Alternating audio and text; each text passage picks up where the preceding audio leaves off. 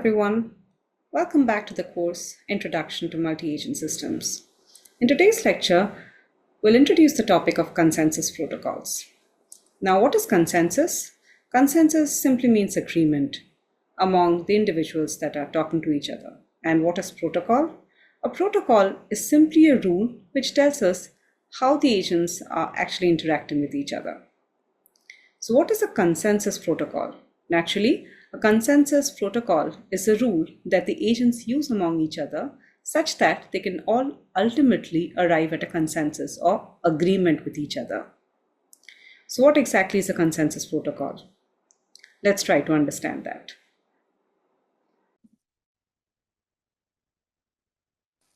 Let us consider a group of n agents who are interacting with each other. For example, we can see this network here where there are several agents who are all communicating with each other, where a communication is represented via the edges, and the direction of information flow is indicated by the direction of the arrow. For example, if we see this pair of agents, then agent I has an arrow towards agent J. This signifies that I actually receives information from J. So in this framework, all the agents are interacting about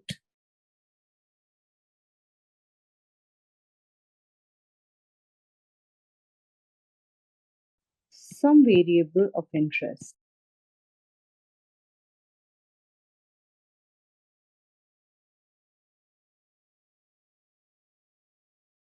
For example,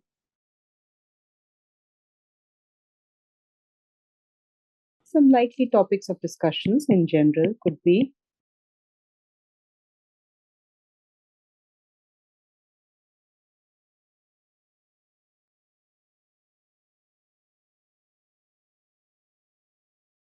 the election polls,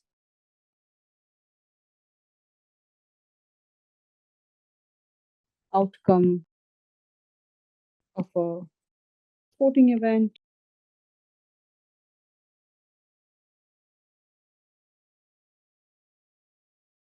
launch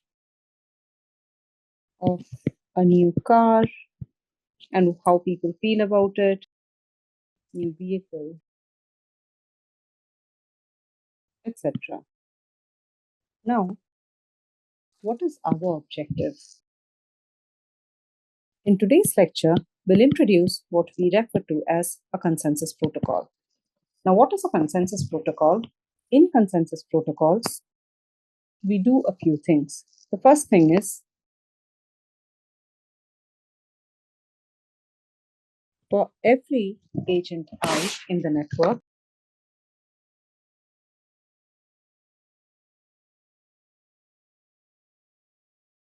we design a control law or a protocol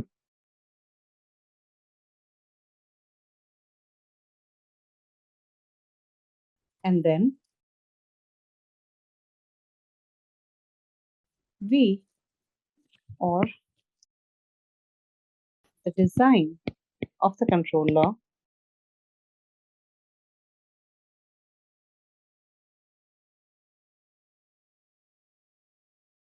guarantees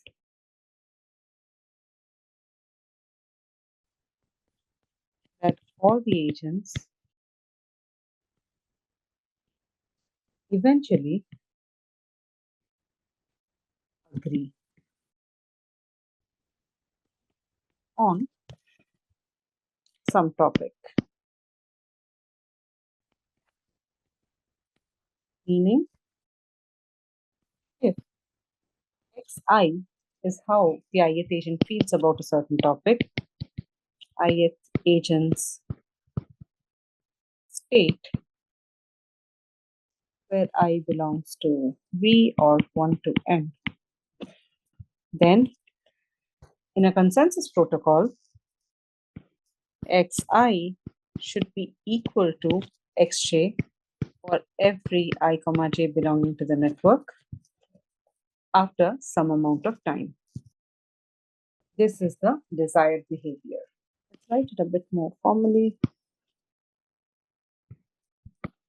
Xi of t should be equal to xj of t for every I comma j belonging to the network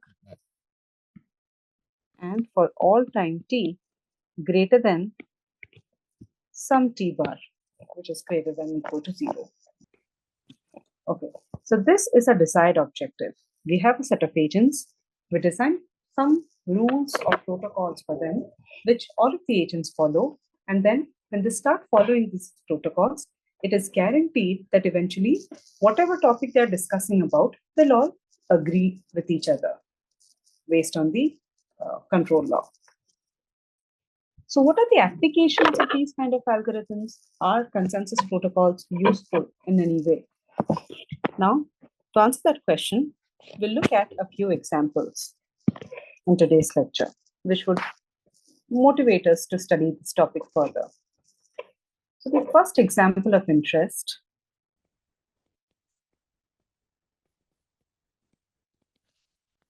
is about a formation control protocol.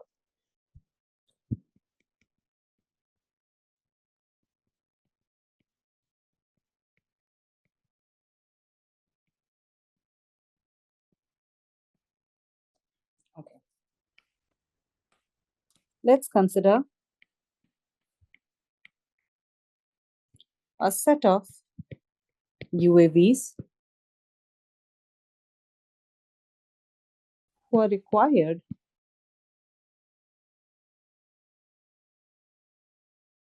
to form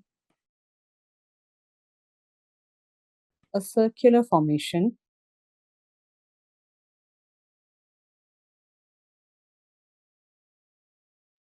around some target point, where the target point could be, say, a beacon, a building of interest, etc.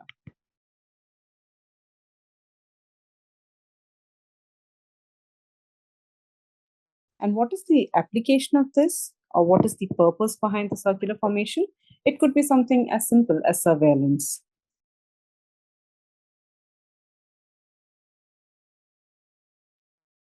For surveillance purposes.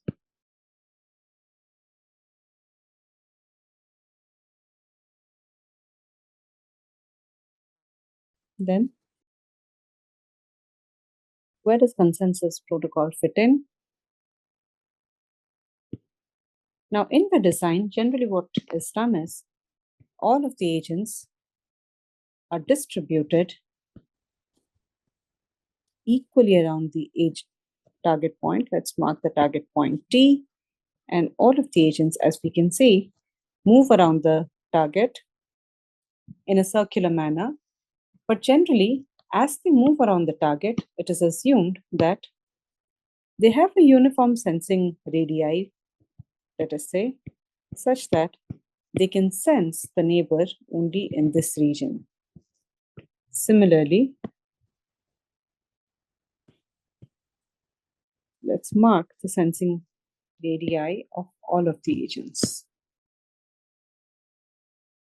Now it implies that whenever they maintain a certain distance between them, angular spacing, they can all continue to communicate with each other.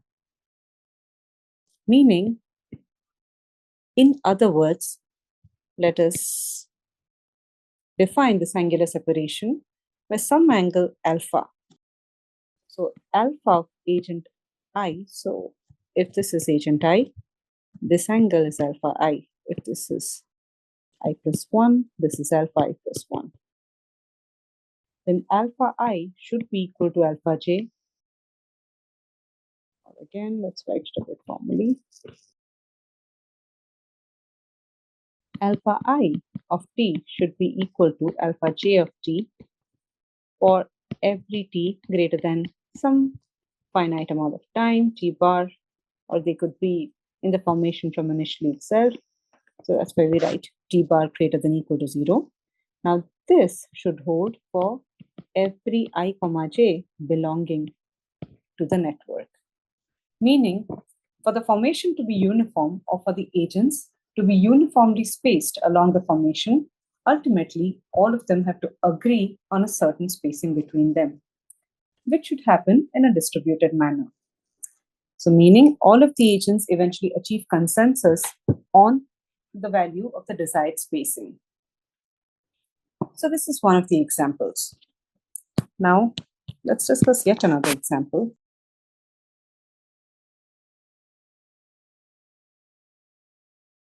So let us consider a very simple example, which is something that a lot of us might have experienced. Suppose we are planning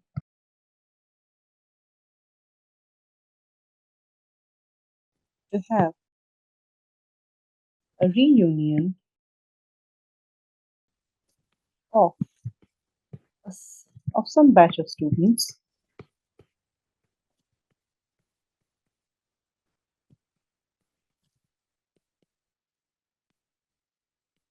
in a certain college.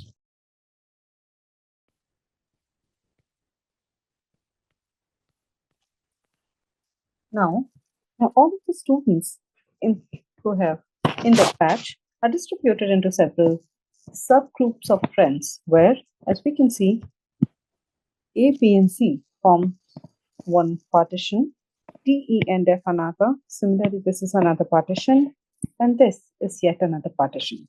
So what happens is, within each of the partition, all of them talk a lot to each other. However, the partition is limited between both the groups. However, we see that there's one connecting edge, always a group of agents who are in different partitions but are still talking to each other, meaning the entire network is actually a connected network. So, what is ensured under these circumstances? It is ensured that every information that one of the agents has eventually, over time, gets distributed to all of the agents. Notice that in such cases, achieving consensus becomes a bit challenging, as there are many agents and not all of them are actually communicating with each other. So, just to give an example, not all of them could be active on the same social media platform, and hence, when they have to be contacted, they have to be reached out to perhaps individually by the people who are close to them or who maintain contact with them. Now, this makes the problem of achieving, let's say, if you're trying to figure out on what date should the reunion be done, then eventually one has to take the availability of all of the agents, and which becomes a bit more challenging in large networks of students. Now, yet another interesting example of a consensus protocol. Okay, just to conclude here, so the objective in these cases to make the agents agree on some mutually convenient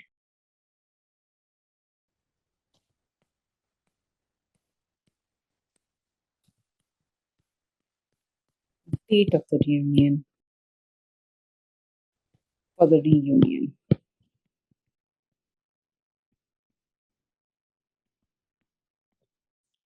Next, we'll look at yet another interesting application,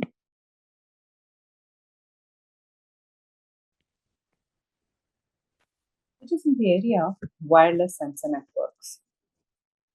So, what are wireless sensor networks? So, the sensor networks could look something like this. We have a certain area, and within that area, there are some nodes which are placed in different locations. Each node here, let's say this is the ith node, every node I is equipped with some sensing capabilities.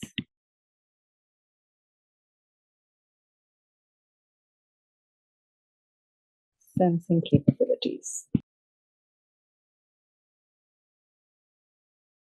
And obviously, every agent I has a certain region within which, let's enlarge this region a bit, within which they're all communicating with each other. So whenever the sensing radii, they are within each other's sensing radii, they can talk to each other, as shown here. So all of these darker patches highlight which nodes are actually communicating with each other. Missed out an agent here. Okay. So every node I is referred to as a wireless sensor node. So wireless sensor network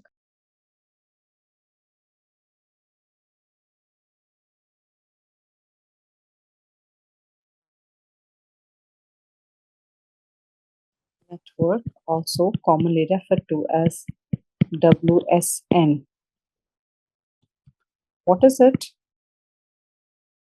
It is nothing but a collection of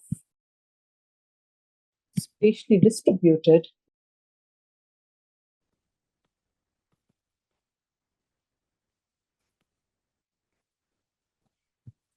sensor nodes, which are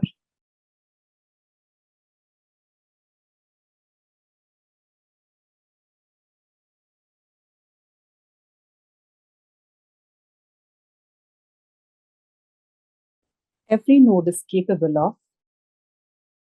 Let's write out what every node is capable of.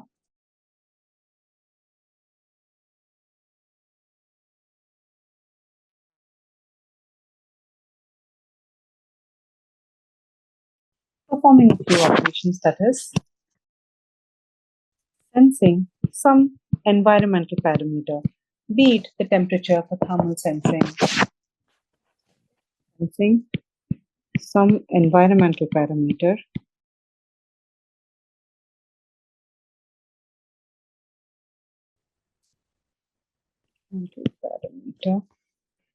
and then also performing some computations, meaning they must have some onboard device using which a microcontroller or something, using which they can do some computations. And finally, transmitting the information to their neighboring agents, or basically communicating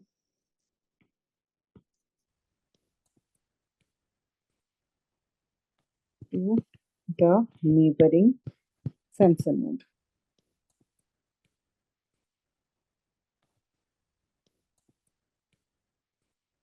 And where do we apply these wireless sensor networks? So these are all tasks that every sensor node can perform. And what do we use these wireless sensor networks for? The applications of wireless sensor nodes are actually manifold. To list a few, they are used in surveillance applications. An example would be geofencing. They're used for forest fire detection. For example, a set of sensor nodes can be placed within a forest, and they keep on sensing the temperature of the forest, and whenever the temperature is high, they could alert the information that a fire has started. They're also used for air quality monitoring.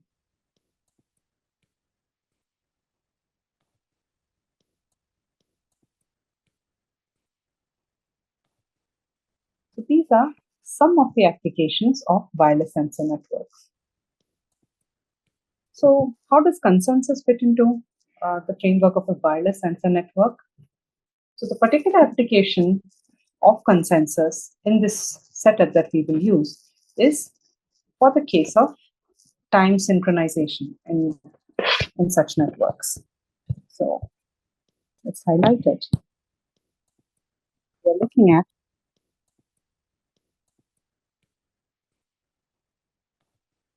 time synchronization.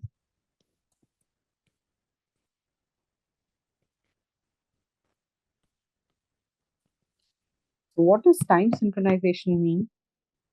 And why is it useful? So let's see how it works. Now every sensor node generally has its own local time. Let's denote it as some time Ti. It has a local time, say some Ti. So how do we define this Ti? This time is generally not the same as the actual time, but it is a function of it. For example, we could write it as some C1 into the actual time t plus some C2, where the C1 here simply is a measure of the speed of the clock that the sensor has, and C2 is nothing but some local clock offset. So let's write it here. C1 generally, let's write it, is a local drift term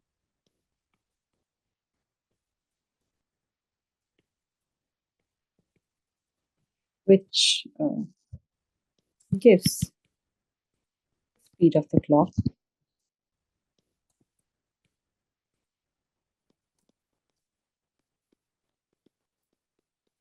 and C2 is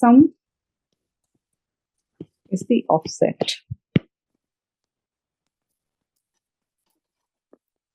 Now all of these sensor nodes are communicating with each other.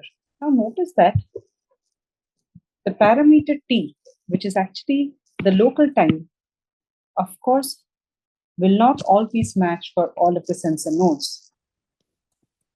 Now meaning that, let's highlight it. This is an important thing. All the local times Ti, where I again belongs to the network, or the set of agents of the sensor nodes, may not always match.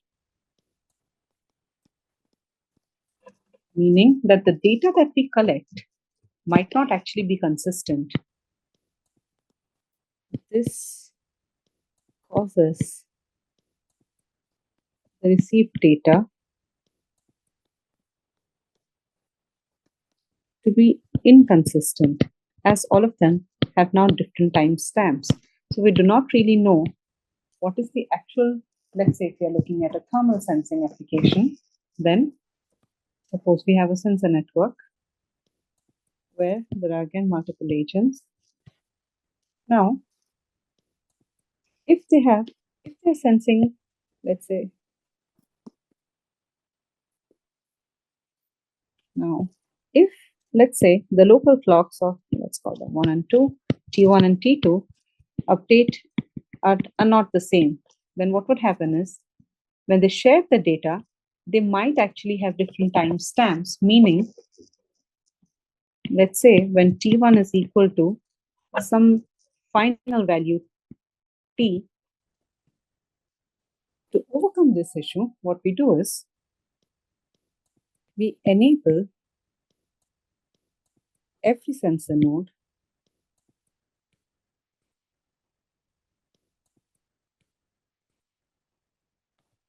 to calculate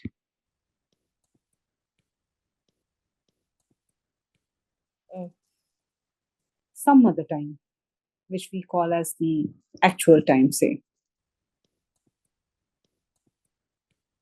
Actual time at which the agents synchronize. or at which the agents exchange the data. To overcome this issue,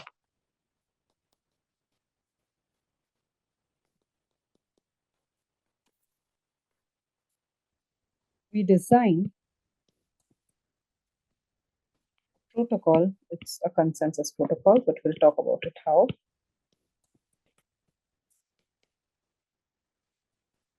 For every agent I.